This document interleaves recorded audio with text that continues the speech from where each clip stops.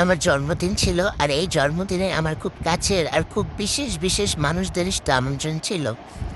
আর তাদের দেওয়া কিছু ভালোবাসাই আজকে আমি আপনাদের মাঝে নিয়ে হাজির হয়েছি। এই যে ১ম গিফটটা খুলতেছি, এটা আমার একটা বোনের দেয়া খুবই কিউট আর খুবই সুন্দর একটা গিফট ছিল। ও নিজের হাতে কত কষ্ট করে কাস্টমাইজ করে আমার জন্য এই চুড়িগুলি বানিয়ে নিয়ে আসছে।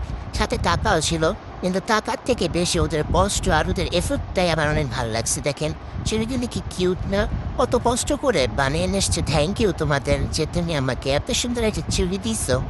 আর অবশ্যই আপনাদের যদি কারো লাগে আমাকে বলবেন, ওদের পেজটা আমি আপনাদের মেনশন করে দেব। আর এই যে একটা গিফট করতেছি, কেন যে ভাই আপনারা নাম লেখেন না? নাম ছাড়া আমি কীভাবে বুঝবো কে কোনটা দিছেন? এটা বুঝছি যে খুবই কিউট মনের মানুষই আমাকে এটা দিছেন। আর অবশ্যই যদি আমার মামাকে এটা দিয়ে খেতে দেয় তাহলে আমি খাবো কিছু। এই যে একটা গিফট খুলতেছি, এটা আমার আন্টির দেয়া। আমার আন্টিটা সবসময় আমাকে ২ টা করে গিফট দেয়। কেন যে আমাকে এত ভালোবাসে এই আন্টিটা জানি না। কিন্তু উনি খুবই কিউট। এইটা হচ্ছে একটা পারফিউমের বোতল।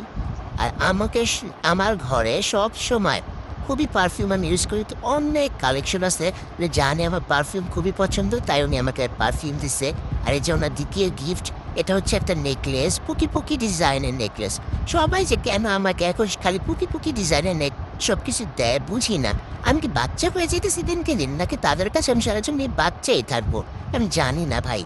এই যে আরেকটা গিফট নাম লেখা নাই। তো আপনারা জানি, আপনারা এই ভিডিওটা দেখবেন, অবশ্যই জানাবেন কে কোন গিফটটা দিছেন। কারণ আমার খুবই জানার শখ।